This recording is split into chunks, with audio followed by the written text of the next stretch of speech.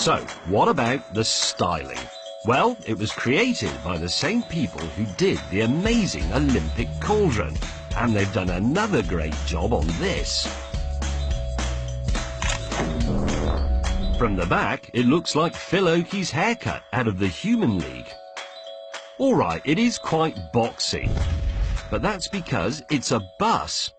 A point that becomes obvious when you step inside.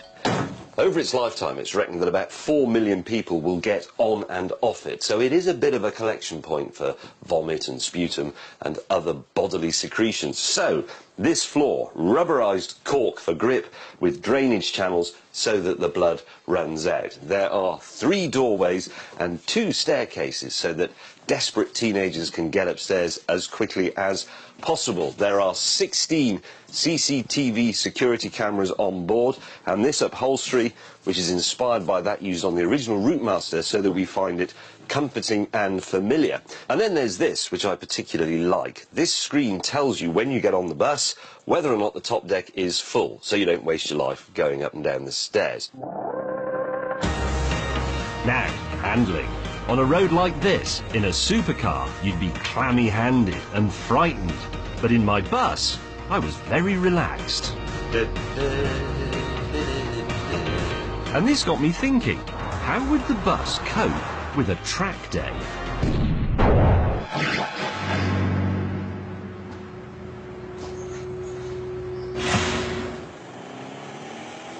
Now, you might think we're just being deliberately silly in a Top Gear sort of way, but are we? Because the MBFL has a lot of features that you'd want in a track day car. It's rear-engined, like a Porsche 911. It's rear-wheel drive.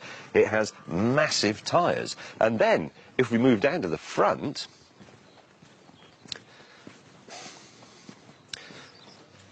we find excellent all-round visibility, a lofty, commanding driving position that will give me a good view of all the bends. Unfortunately, while that sounded good in the paddock, there were some issues. Bandits on the 6. Robbo! On the straights, for instance, it was woefully slow. More speed! But in the corners, you could at least behave like a bus driver. I've shut the door on the Porsche. Your Oyster card is about to expire.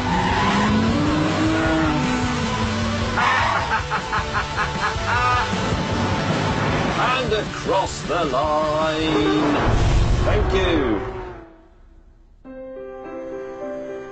I have never enjoyed my time on a racetrack as much as that. In fact, I enjoyed my whole day with the bus. There are a few drawbacks: parking, fuel consumption, reversing, but all that is true of the Bugatti Veyron as well. On the plus side, it's roomy, it's distinctive, and it's extremely nice to drive. All in all, I think it would make a super car.